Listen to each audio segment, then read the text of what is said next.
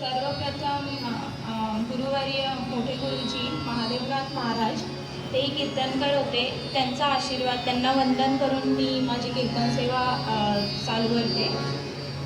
माझे गुरुवर्य सौ उमाताई तेंडुलकर मॅडम, त्यांनी मला आतापर्यंत खूप साथ दिली, त्यांनाही मी वंदन करते. गुरुमाऊली गुरुमाई यांनाही मी वंदन करते. ममताताई, सागरलता आणि चैत्रलता, धन्यवाद, तुम्ही मला साथ देण्यासाठी इथे आहात.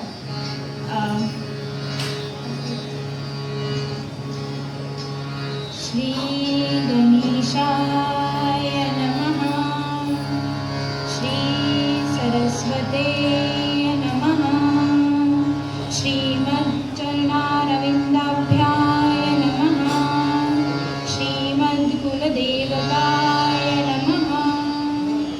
वक्रतुण्ड महाकाय सूर्यकोटि समप्रभा निर्विघ्नं कुरु मे देव सर्वकार्येषु सर्वदा.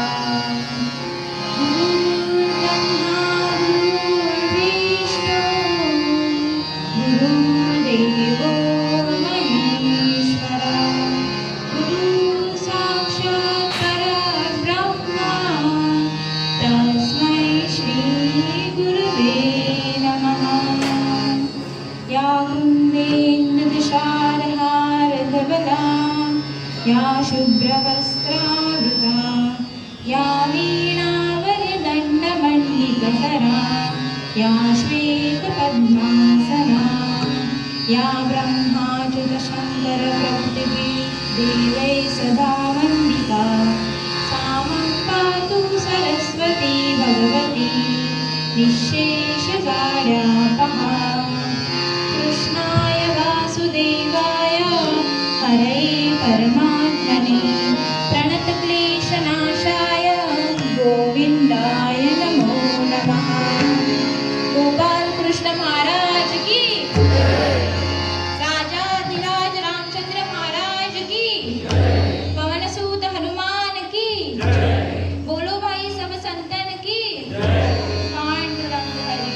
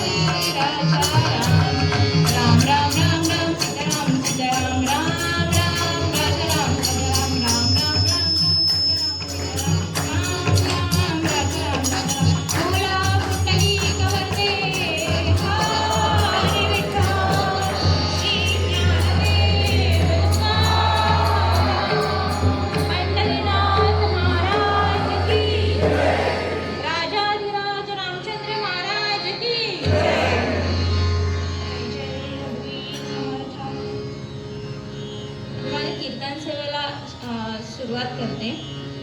हे गुरु आणि शिष्यामधलं नातं आहे, जे या अभंगातून मी तुम्हाला सांगू इच्छिते. गुरु कृपे वीणा नाही आत्मज्ञान, गुरु कृपे वीणा नाही आत्मज्ञान, गाऊगा तुळशीला साधनांचा, गाऊगा तुळशीला साधनांचा. गुरुनाथ पिता गुरुची देवता, गुरुमात पिता गुरुची देवता, गुरुपिता ऐसे गुरुपिता ऐसे सहज समान गुरु भगवान, सहज समान गुरु भगवान, जीवाचे कल्याण तेने होय, जीवाचे कल्याण तेने होय. गुरुसेवे वीणा गाऊने दीक्षान, गुरुसेवे वीणा गाऊने दीक्षान, तेने तो प्रयत्न स्वाभिमानी, तेने तो प्रयत्न स्वाभिमानी.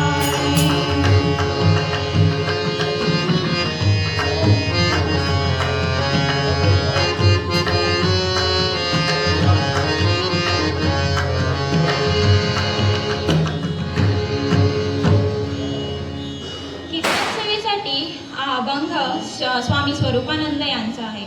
स्वामी स्वरूपानंद हे महान सिद्ध पुरुष होऊन गेले.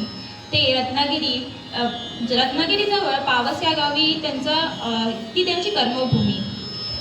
त्यांचे खरे नाव रामचंद्र विष्णू गोडबोले व त्यांचे गुरु यांचे नाव बाबा महाराज वैद्य.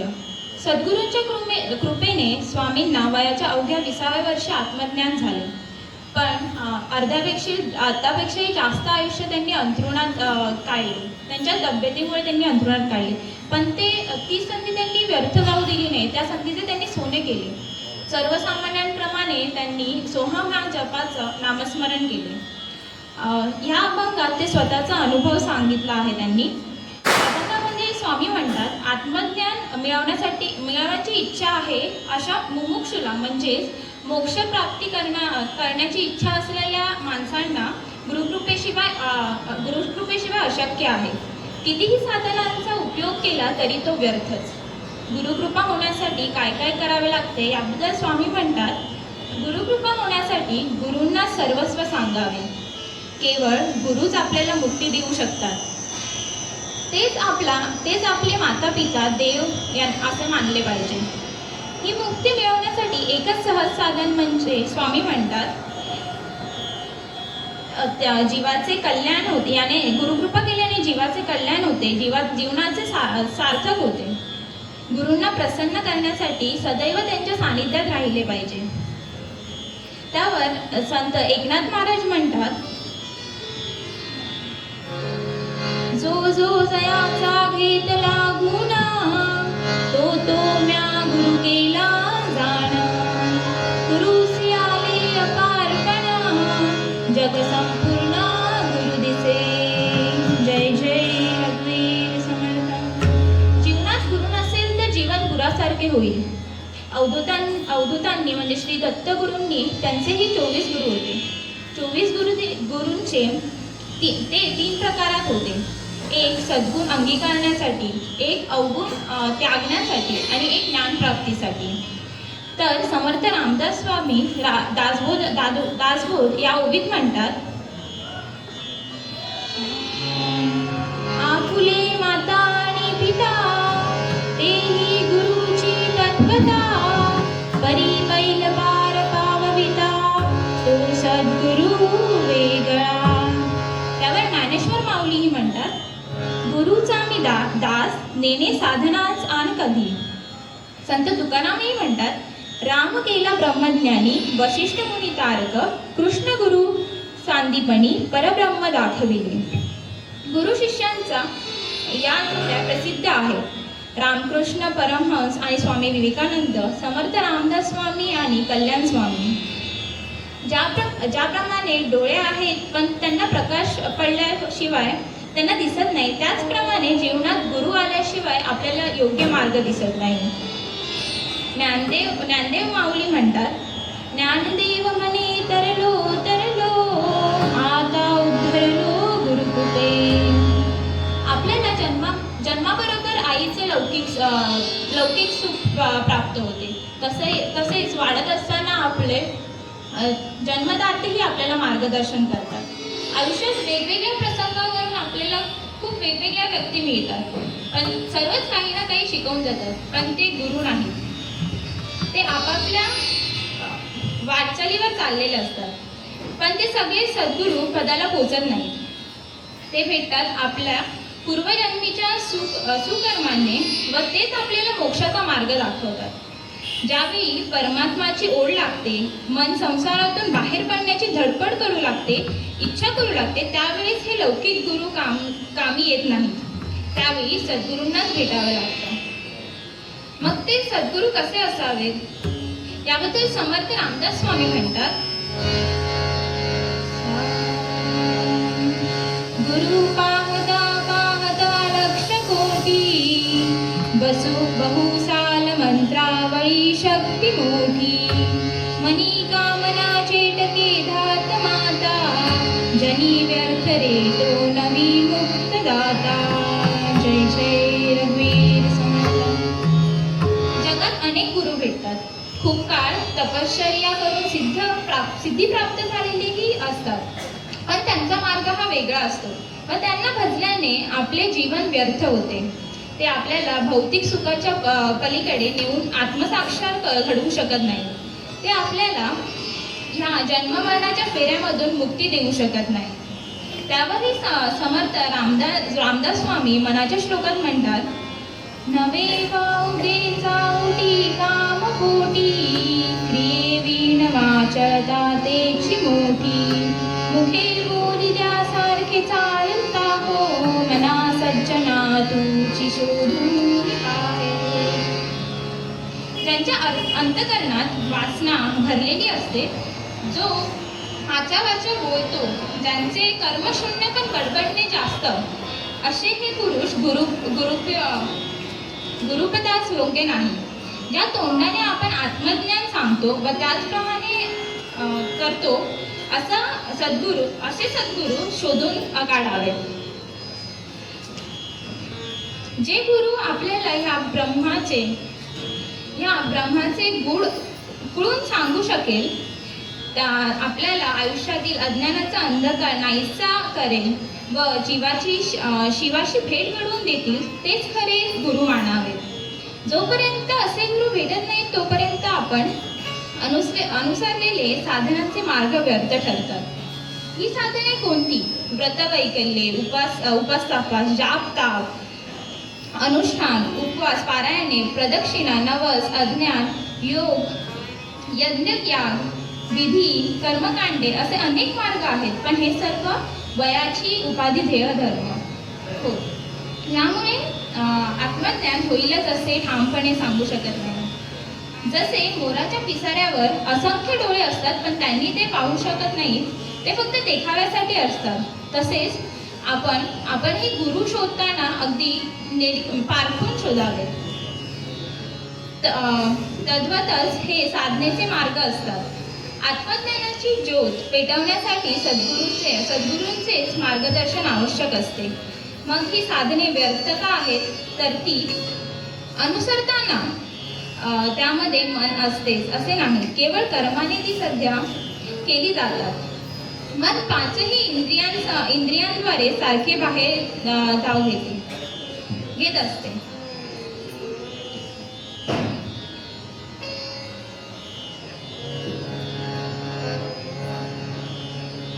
तर ह्यातून आपल्याला समजतंय की गुरु हे किती आपल्यासाठी मोलाचे आहेत. म्हणजे आपण गुरु हे निवडताना ते फक्त बोलण्यापुरते नाही तर मग त्यांचे कर्मही तेवढेच स्वच्छ निर्मळ मनाने असले पाहिजेत. जनसेवा हीच आपली प्रवृत्ती असली पाहिजे. मीपणा करून आपल्याला अहंकार, मीपणा हे सगळं करून आपल्याला सिद्धी प्राप्त होत नाही व मोक्षही मिळत नाही. या जन्ममरणाच्या फेऱ्यात आपण आपले जीवन सार्थ केले पाहिजे. त्यासाठी गुरूंचा हा खूप मोलाचा वाटा आहे. जसे स्वामी रामदास, संत स्वामी रामदास यांचे दत्तगुरू यांना त्यांनी साक्षात्कार दिला, त्यांची भक्ती पाहून त्यांना योग्य मार्ग दाखवला. तसेच संत गोरा कुंभार यांचीही एक मी कथा सांगू इच्छिते. त्यापूर्वी गजल घेऊया.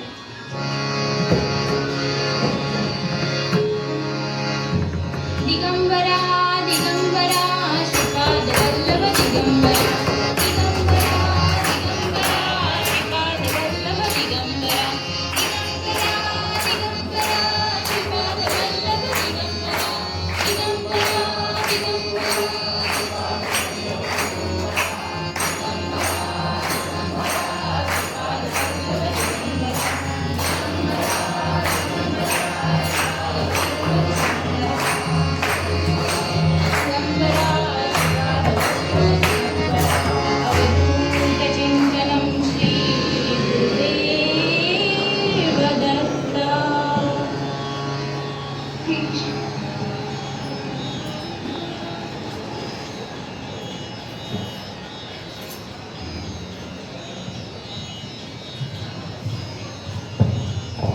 आदेश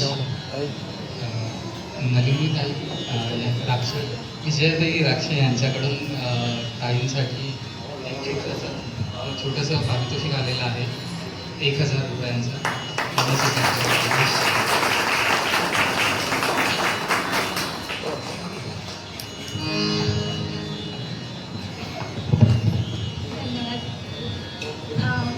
आपण आख्यानाकडे वळूयात. गोरा कुंभार यांचे चरित्र. महाराष्ट्राची भूमी अनेक संत सज्जनांच्या पदस्पर्शाने पावन झाली आहे. विठ्ठल हेच आपले मायबाप मानून अखंड विठ्ठल भक्तीचा जरा या महाराष्ट्रात वाहत ठेवला. प्रपंचात राहूनही ईश्वराची सतत अनुसंधान ठेवावे. जे काही घडते ते ईश्वर कृपेनेच घडते अशी दृढ श्रद्धा असलेले संत तेरडोकी या गावी राहत होते. व्यवसायाने कुंभार, हाताने काम करावे आणि मुखाने नाम घ्यावे या पद्धतीने जीवन व्यतीत करणारे गोरा कुंभार यांचे चरित्र आज आपण पाहूया. लालवंशी झाले गोरोबा भक्त तेरडोकीत, परिसातत चरितामृत, परिसातत चरितामृत, श्रवण कराल भवनदित. राम राम राम हरे हरे राम, राम राम राम सीता भजे राम, राम राम राम तिरुत्तम राम. पांडुरंगाचे अखंड अनुसंधान ठेवून प्रपंच करावा अशा प्रकारे गोरोबांचे जीवन व्यवहार होते. त्यांचे चरितामृत जो श्रवण करेल तो भवनदी पार करेल. तेरडोकीत राहणारे हे गोरोबा यांचा व्यवसाय कुंभाराचा. घट तयार करावे, गाडगी मडकी विकावी. परिस्थिती गरिबीची पण मनाची स्थिती मात्र अखंड व त्या ईश्वराशी जोडली. त्याबद्दल एक दिंडी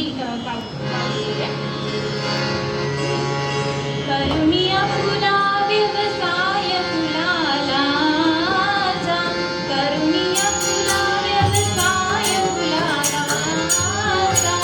ओढी गाडा जनरीती प्रपंचाचा, ओढी गाडा जनरीती प्रपंचाचा. परिरसनारद सदा राम नामी, परिरसनारद सदा राम नामी. घडी भजना विन जाईनारी कामी, घडी भजना विन जाईनारी कामी.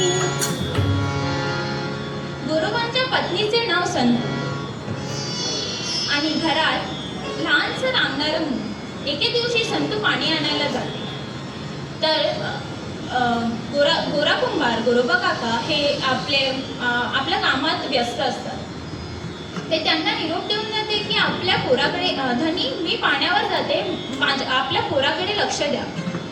असं गोरा कुंभार मात्र मान हलवतात, होकारार्थी मान हलवतात. पण ते आपल्या कामात तल्लीन असतात. पायाने माती तुडवत असतात, पण मुखी मात्र पांडुरंगाचे नाव, जय जय पांडुरंग हरी, जय जय पांडुरंग हरी या नामात ते तल्लीन असतात. गोरोबाची हाकाराची मान बघून संतू पाण्याला जाते. पत्नी पाण्यावर गेली आणि इकडे काय प्रकार घडला.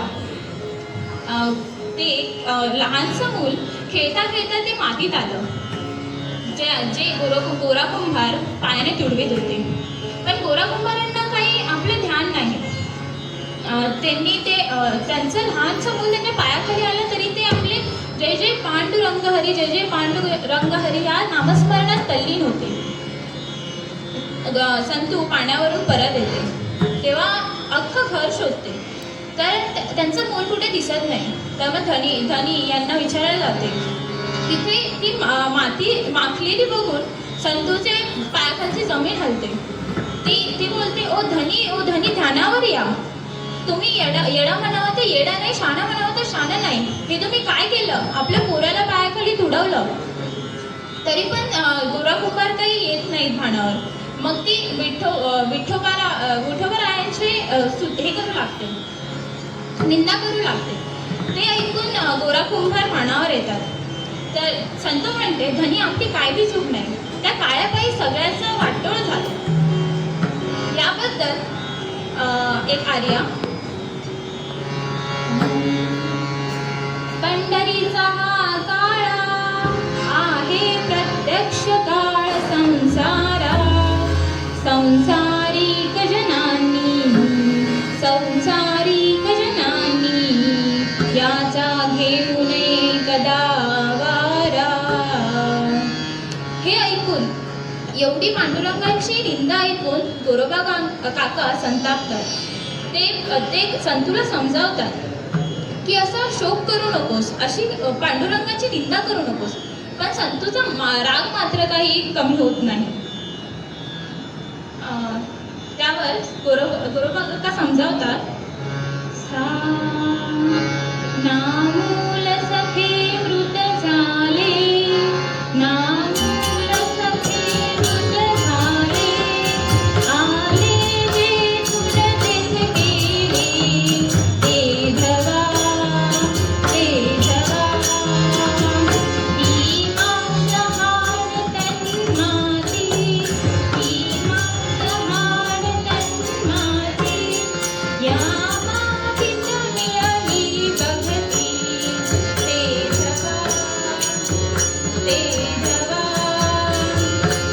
सुंदरी म्हणून नागरी, शोक तिळभरी सकाशी करी, जगत्रयी भरला गणू म्हणे धीमत गावाला, पाही गे.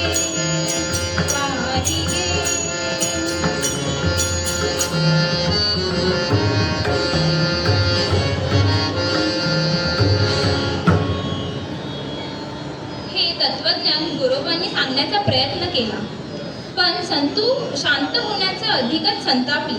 काय करावे समजेना. गोरोबा मात्र शांत होते, नामस्मरणात तल्लीन होते. वारीला जाणारी काही मंडळी संतूने पाहिली.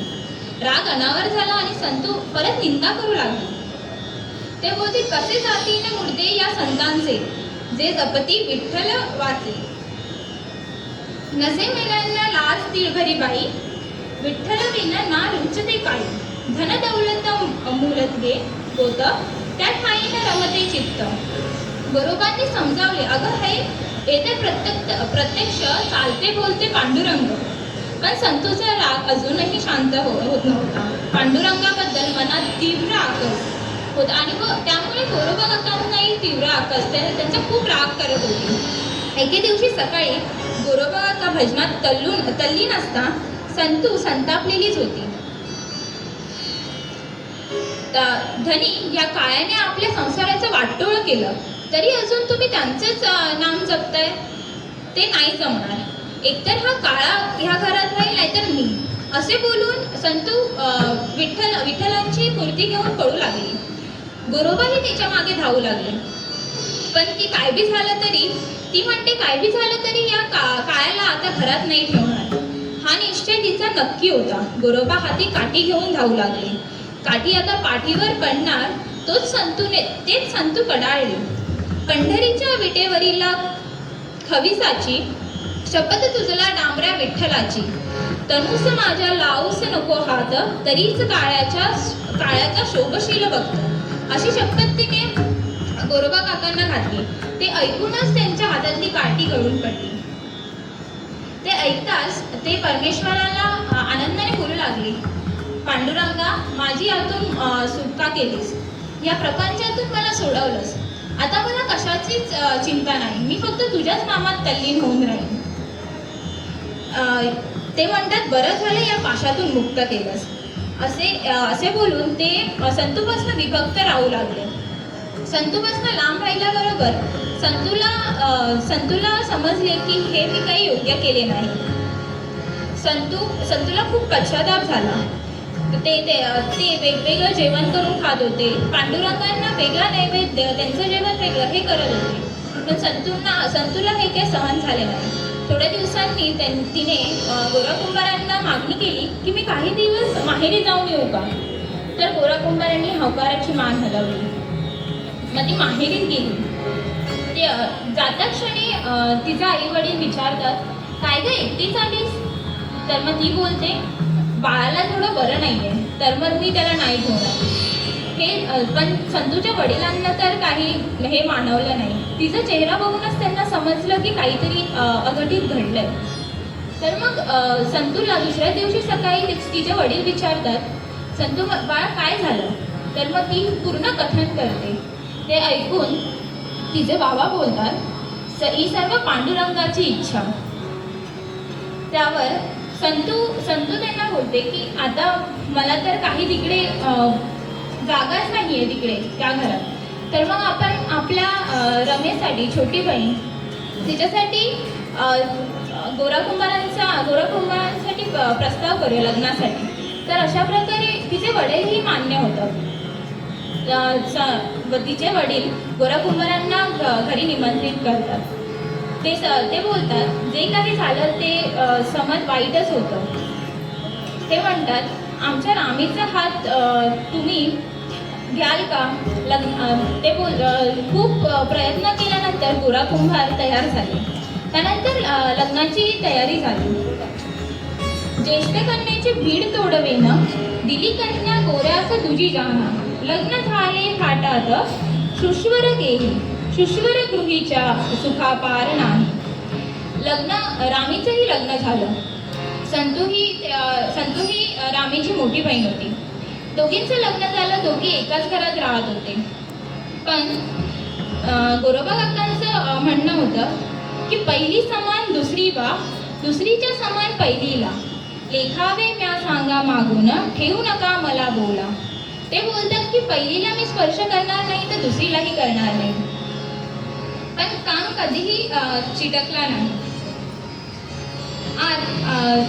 एके दिवशी दोन्ही बहिणींनी एक योजना रचली की आपण स्वतःहून गोराकुंभारांच्या जवळ जाऊ. असं करून त्यांनी गोराकुंभारांचा स्पर्श त्यांना झाला. गोराकुंभार झोपेतून जागे झाले. त्यांचा संताप झाला. त्यांनी आपले हात तलवारीवर आपटून छाटून टाकले. तेव्हा पांडुरंगालाही खूप दुःख झालं. ते बघून पांडुरंगही खूप दुःखी झाले. दोघी पण स्तब्ध झाल्या. दोन्ही बायका स्तब्ध झाल्या. ह्यावर एक ओवी. घेतले हस्त छेदून, गोरा झाला पोटा पूर्ण. ते पाहून जग जीवन अश्रु ढाळू लागले.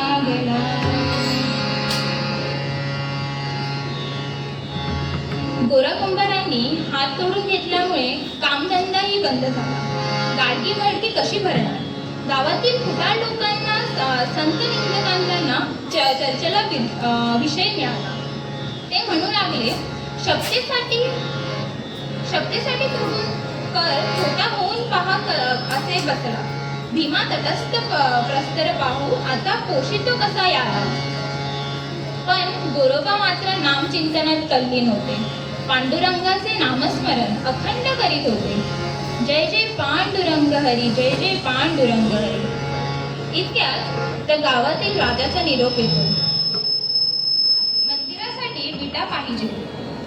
ती राजज्ञा होती. गोरोबा चिंतेत पडले.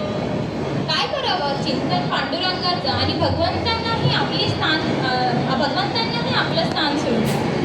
भगवंतांनी कुंभाराचे रूप घेतले. रुक्मिणी देवीने कुंभारणीचे रूप घेतले व गरुड गाढव झाले. भगवंताच्या आदेशाप्रमाणे तेर ढोकीला येऊन पोहोचले. काय पगार घेणार? काय येतं काय नवं वगैरे प्रश्न विचारले आणि आपणाकडे ठेवून घेतले. कामधंदा जोरात सुरू झाला. सुदर्शन चक्र कुंभाराचे चाक बनले. गदेचा दंड झाला आणि भगवंतांनी स्वतः घर निर्माण करायला सुरुवात केली. इकडे पंढरपुराहून ज्ञानोबा माऊलींचे निरोप आला. गोरोबा चला वारीला. आणि सर्व मंडळी गाडगी मडकी घेऊन पंढरपुरात येऊन पोचली.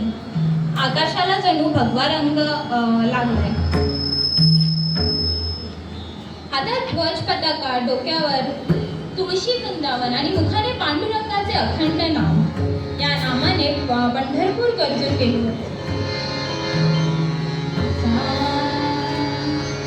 अवघे गरजे पंढरपूर, अवघे गरजे पंढरपूर. चालला नामाचा गजर, चालला नामाचा गजर. टाळ घोषकानी येती, टाळ घोषकानी येती. ध्यानी विठ्ठलाची मूर्ती, ध्यानी विठ्ठलाची मूर्ती. पांडुरंगी नागले हो, पांडुरंगी नागले हो. चंद्रभागा नीरा, चंद्रभागा नीरा. अवघे गरजे पंढरपूर, अवघे गरजे पंढरपूर.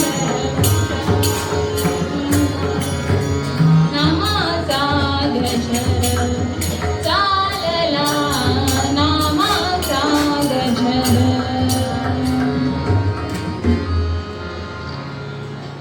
नामदेवांचे कीर्तन वाळवंटात सुरू झाले आणि नामदेवांचे नेहमीप्रमाणे पांडुरंगाला अर्थ हाक मारली. देवा, जर तुझ्या भक्तांचे हित तू सांभाळत नाहीस तर तुझ्या वचनावर कसा विश्वास ठेवू. कीर्तनात गजर सुरू झाला. हात वर करून लोक टाळी वाजवू लागले आणि गोरोबाला ईश्वरी कृपेने हात आले. हा साक्षात्कार पाहून सर्वजण चक्क झाले. दोघी बायकांनी संतू आणि रामींनी पांडुरंगाला वंदन केले. हे पाहून गोरोबा काकांना अत्यानंद झाला. पांडुरंगा किती दयाळू कृपाळू आहेस. गोरोबांनी अश्रुधारा मोकळ्या करून दिल्या. नामदेवा, मग संतू आणि रामीने मागणं मागितलं. नामदेवा, आमचं मूल देखील मिळवून द्या. महाराज म्हणाले, या चराचरावर ज्याची सत्ता आहे तो परमेश्वर आपल्या सदैव हित पाहतो. संकटापासून भक्तांचे सदैव रक्षण करतो. तो शक्तिमान परमेश्वर आपल्या भक्तांचं नेहमी सुखच पाहिल. नामदेवाने भगवंताची करुणा भागली आणि तोच प्रत्यक्ष भगवंत आणि रुक्मिणी देवी स्वतः आल्या आणि बालकाला आणून संतूच्या हाती दिले. सर्वत्र अत्यानंद झाला. सर्वांनी पांडुरंगाला लोटांगण घातली. त्यावर भगवंत म्हणाले, जे भक्त मला अनन्य भावाने शरण येतात, मी त्यांचा योग आणि क्षेम पाहतो. जो अर्थपणे हाक मारतो अशा भक्तासाठी मी तत्पर असतो. आजपासून मी शपथ सुटली असे गोरा कुंभारांना सांगतो आणि तू संसार सुखाचा कर. पण चिंतनाचा विषय मात्र मीच घेतो. जो मला शरण येतो त्याचाच उद्धार मी तात्काळ करतो. तुकाराम महाराज म्हणून मूळ पद्धत म्हणाले की गुरु कृपेविन नाही आत्मज्ञान वाऊग तो शीन. गुरु कृपेविन नाही आत्मज्ञान वाऊगा तो शीन साधनांचा.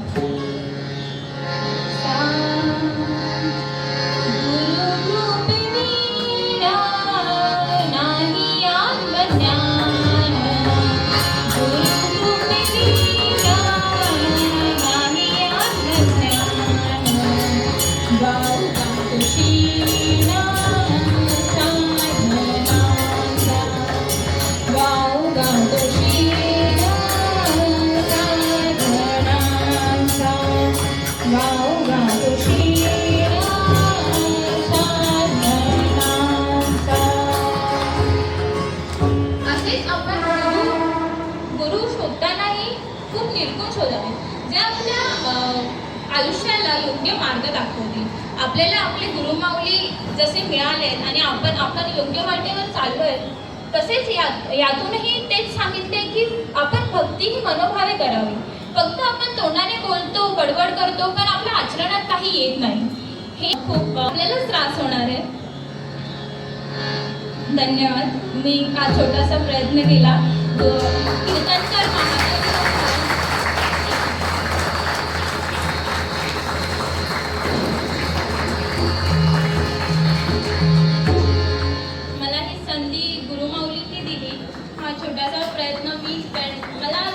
कमी वेळ भेटला पण मला खूप आनंद झाला की मला आजच्या दिवशी ही सेवा द्यायला मिळाली. महादेवनाथ कीर्तनकार महादेवनाथ गोसावी आपले प्रिय आजोबा त्यांचेही आशीर्वाद माझ्या पाठीशी आहे. जसं गुरुजी बोलले आजोबांचा आदेश आला तसं माझ्या मनात अशी इच्छा आली की मी ही संधी सोडून चालणार नाही. त्यामुळे मी संधीचा खूप सोनं करण्याचा प्रयत्न केला. धन्यवाद.